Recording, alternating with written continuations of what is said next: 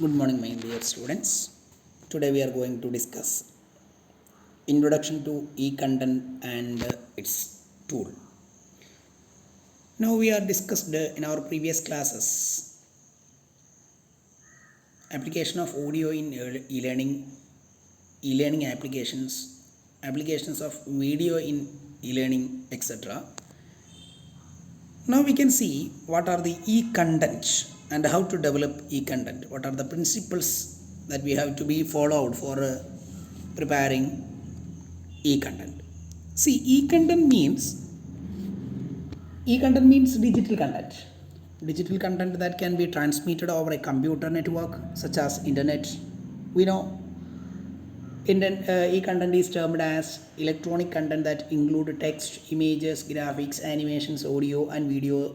Sometimes e-content can be a single element carrying any one of the above elements or all the above together to display offline or online web pages and also to be transferable to computer to another computer and internet. This is the simple definitions which is given in Wikipedia while we are searching definition of or meaning of e-content. We know, see, e-content, information communication technology, ICT, skill of every person is important in educational field to develop this e-content. So this is an application of or inclusion of these images, audios, videos, graphics, animations, etc.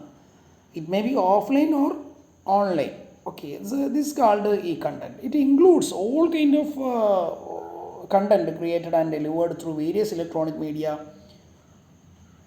such as WhatsApp, Facebook, Zooms, apps, etc. etc.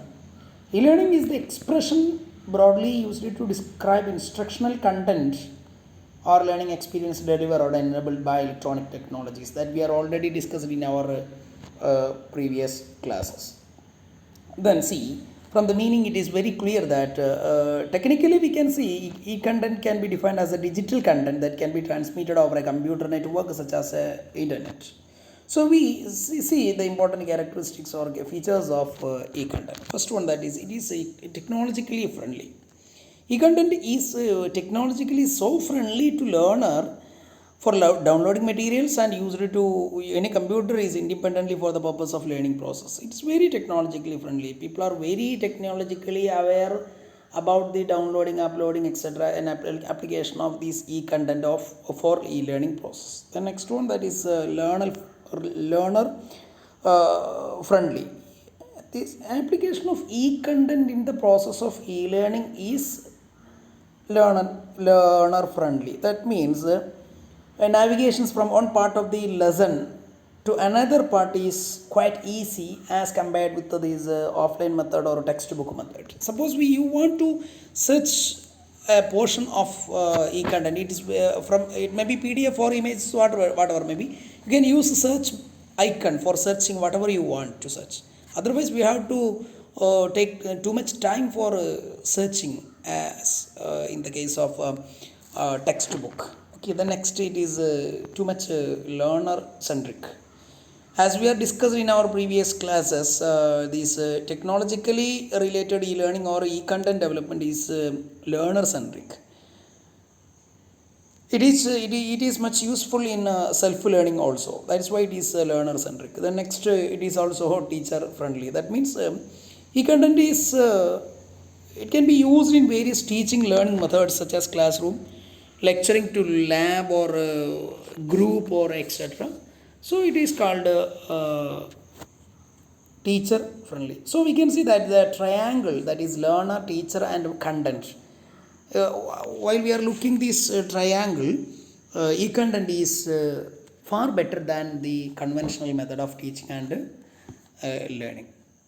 Then there are two types of e-content we have. First one, that is assembled e-content, and next one, that is created e-content. See what is meant by assembled e-content and what is meant by created e-content. Assembled e-content means that constitute compiled and assembled from several resources and books with due care taken for copyright issue. Suppose we are copying something from materials or online sources, we have to be vigilant on the part of this plagiarism or copyright issues. We can't use these the entire materials from any other PDF or images as it is. We have to change into our own languages, then we can use. Otherwise it will create a lot of issues regarding copyright and plagiarism. Okay, so the author will be main content provided. Content assembled will be given the credit as compiled by the editor. That is called assembled or compiled e-content. Another one that is created, that is own e-content. That means it is developed by the author based on various sources as well as his own work. It is created by himself. Authorship will be of the content creator. Clear? These are two types of e-content. We are using some assembled type of e-content. Clear? Then see next one, that is forms of e-content. So we are already discussed in our previous slides. It is an application of images, audio, sounds, video, images, etc., etc. in the process of learning. That is called a digital content or e-content. So there are different forms of e-content we have. First one, that is text, picture, sound, video, animation, simulation, presentation, etc., etc. So we can see first one, that is text is the most important element of e-content. It is very simple. That is a Word or Excel file we can use for creating this text form of e-content. The next one, pictures. It is not need of explain much more.